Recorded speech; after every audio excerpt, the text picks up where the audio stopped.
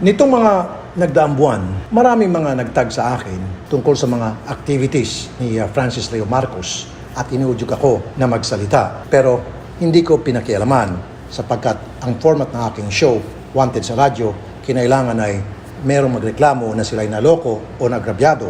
Sa kaso po ni FLM, wala namang ganon. Kaya bakit ko na naman pakikialaman? Now, marami muling nagtag sa akin at nag-PM at gustong magbigay ako ng opinyon tungkol sa kaso na kung saan itong NBI hinuli si FLM gamit ang isang warrant of arrest na 2006 pa. Ang tanong, una, legal ba yung ginawa ng NBI? Dahil ito raw ang NBI nagpadala sa sulsol sa isang tao o grupo ng mga tao na may galit kay FLM at inudyukan ng NBI na hulihin siya. At bakit daw nagpauto ang NBI? Marami naman daw mga malalaking kaso na pwedeng unahin ng NBI tulad ng mga kasong rape, kidnapping, robbery, etc. Bakit ito raw na napakilit lamang na kaso, napakatagal na binigyan pansin ng NBI? Yes, may punto nga naman kayo. Maring merong mga kagalit si FLM na pre-project siya, nag-research at sa kanilang pag-research nakita nila na ito ay merong outstanding warrant of arrest at yan ay ipinasa sa NBI. Now, anong gagawin ng NBI? The NBI is duty bound to serve that warrant. Otherwise, ang NBI ay makukontempt of court ng judge na nag-issue ng warrant. On top of that, ang NBI ay maaaring kakasuhan ng dereliction of duty. Now, ipapaliwanag ng abogadong si Attorney Garrett Tungol anong ibig sabihin ng contempt of court at dereliction of duty. Attorney Garrett. Ang contempt of court ay isang punishment na sinasampa ng ating korte para sa mga lumalabag sa mga utos nito. Kapag ang arrest warrant ay in-issue ng korte, naaatasan ang lahat ng law enforcement agency natin upang kunin ng taong pinapaaresto at dalhin sa presensya ng korte o sa nag-iimbestiga na kinatawan ng gobyerno. Kapag pinili ng isang arresting authority na hindi kunin ang tao bagamat alam nila kung nasaan ito, itong tinatawag nating contempt of court dahil inalis mo ang galang mo sa utos ng korte at ito'y may karapat-dapat na parusa. Ngayon, ang dereliction of duty naman ay isang kadikit na opensa nito. Ito ay mas general na offense. Ang dereliction of duty ay sinasampang administratibong kaso laban sa mga ahente ng ating gobyerno na nakalatag ang kanilang trabaho sa batas, ngunit ito'y hindi nila sinusunod. Tulad na lamang ng ating mga NBI agents at ang mga police officers natin, inaatasan na umaresto ng mga tao na may mga standing warrant. Kapag pinili nilang hindi arestuin ng tao, bagamat alam nila kung nasaan at kung sino itong taong to, sila ay nagderelict ng kanilang duty o iniwan ang kanilang katungkulan sa ilalim ng batas. Ang sunod na tanong, kami nga pumunta sa NBI, nagbigay kami ng warrant of arrest para sa isang suspect. Bakit hindi hinanap at hinuli ng NBI? Good question. Well, kailangan pang i-research ng NBI, kailangan pang i-casing ng NBI, surveillance, bago mahuli ang pinapaserba nyo ng warrant na hawak ninyo. Sa kaso po ni Francis Leo Marcos, high-profile personality po siya. Alam na alam ng buong Pilipinas kung nasaan siya. So, kapag hindi pa rin sinerve ng NBI yung warrant of arrest na nasa kamay na nila against Francis Leo Marcos knowing where he is, then doon na nga po papasok yung contempt of court and dereliction of duty. Now, doon naman sa kasong kung siya ba talaga ay Francis Leo Marcos o Norman Mangusin. Sa interview sa kanya sa tanggapan ng NBI na panood ko kahapon, sinabi niya doon sa mga nagtanong, itanong daw sa nanay niya kung bakit siya ay Francis Leo Marcos. May punto nga naman siya. Dapat pagbigyan ng NBI ang kahilingan ng FLM na tanungin ang nanay niya. All the NBI has to do is invite his mother to the NBI to shed light kung bakit siya naging Francis Leo Marcos. Now, pagdating sa NBI at tinanong yung nanay ni FLM kung ang tatay niya ba talaga ay si Pacifico Marcos dahil yun po ang kumakalat sa balita, then all the NBI has to do is i-verify yan sa NSO.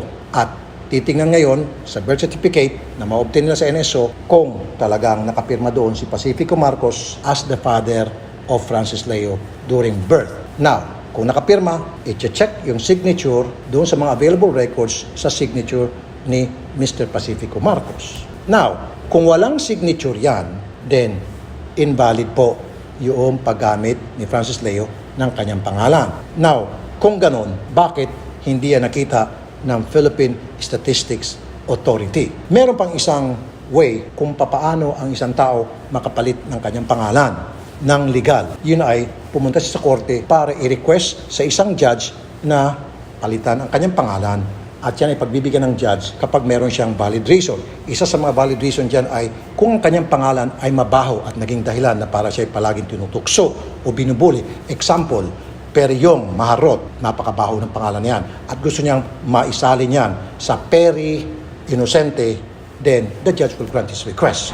Now, kung yan talaga itinahak na rota ni FLM from Norman Mangusin, na yan kasing kumakalat na balita na siya ay Norman Mangusin, from Norman Mangusin to FLM, then dapat hanapin kung saang korte niya ipinail yung change of his name. At kapag hindi yan ang rota na tinahak niya para siya ay maging FLM from Norman Mangusin, then panibagong problema. Ang tanong muli, paano nakalusot sa Philippine Statistics Authority na maisalin ang kanyang pangalan from Norman Mangusin to FLM o Francis Leo Marcos? Kung lumilitaw na wala doon sa dalawang nabanggit kong ways na para siya ay maging Francis Leo Marcos, then ito ang magiging problema. Pakipaliwanag. Ayon sa ating revised penal code, pinaparusahan ang hindi paggamit ng iyong totoong pangalan o ang formal na charge ay ang concealment of real name. Tumataas ang penalty ng krimen na ito kapag ang concealment of real name mo ay ginawa upang makatakas sa mga legal na utos ng korte. For example, Person A, inisyuan ng warrant of arrest under sa pangalan niyang isa, ay gumamit ng pangalan niyang pangalawa upang makaiwas sa execution nito. Tumataas ang penalty. Ngayon naman, kahit hindi ka nagtatago sa batas, mali pa rin na gumamit ng pangalan na iba. Kasama pa rin siya sa prohibition ng concealment of real name. Malaki ang halaga ng totoong pangalan sa ilalim ng batas dahil ito ay ang ating identifying mark at kaya tayong kasuhan at gumawa ng kontrata sa ilalim nito. Kaya tulad ng sabi ni Idol Rafi, kailangan nating dumaan sa korte para mapalitan ito. Pag hindi tayo dumaan doon, delikado. Dumako naman tayo doon sa katanungan ng iba, saan ba nanggaling ang pera ni Francis Leo Marcos? Anong pakialam nyo kung saan galing ang pera niya? Kung siya namimigay ng tulong sa mga nangangailangan, lalo sa mga hirap na kababayan, so be it. Inggit lang kayo, di ba? On the other hand, meron din punto kayo. Now, alamin din dapat ng mga kinangkulan, since the NBI is already handling his case, imbestigahan ng NBI saan ba talaga galing ang kanyang pera. At napakadali po yan na malaman.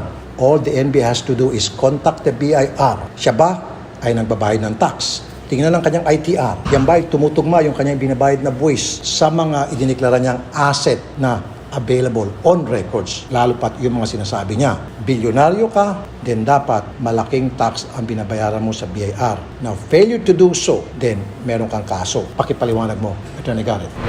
Kailangan natin tandaan na under our tax code, lahat ng income ay taxable. Hindi ibig sabihin ng income nito ay kailangan nang galing sa sweldo o sa business. Kahit ako ay isang taong nakahukay ng treasure sa ilalim o ng gold bars o ng Yamashita's treasure o kahit ano, taxable pa rin ito. Kaya po nandyan ang records natin si BIR. Lahat ng pumasok na income sa atin, whatever source, kailangan pagbabayaran po natin ng buwis. At ito ay isang accurate representation kung magkano nga ba ang kinikita ng isang tao sa mga prosesong legal. Now, walang masamang tumulong, lalo na po sa panahon nito. Kailangan po ng ating mga kabayan, especially yung mga kapuspalad, ng tulong ng ninuman na para sila'y makaraos. Pero dapat, kailangan malaman ng mga taong tumatanggap ng tulong o recipient ng nasabing tulong ang pinagmulan ng tulong na tinatanggap nila. At nasa kanila na yon para mag-decide kung tatanggapin ba o hindi yung tulong na binibigay sa kanila, kung yan man ay galing sa masama, halimbawa, or kung hindi man. Now, para sa ikatatahimik ng lahat at para maging patas on both sides, para naman mabigyang hustisya, kung merong mang kailangang mabigyan ng hustisya dito kay FLM dahil sa tingin ng kanyang mga followers, siya ay dito inaapi o siya ay hinaharas, then lahat po tayo magkaisa, magtulungan, magbigay ko tayo ng mga impormasyon na may kinalaman sa ginagawang investigasyon ng NBI nang sa gayon mapabilis po ang ginagawang investigasyon ng ating mga kinaukulan. All you need to do is lumutang kayo.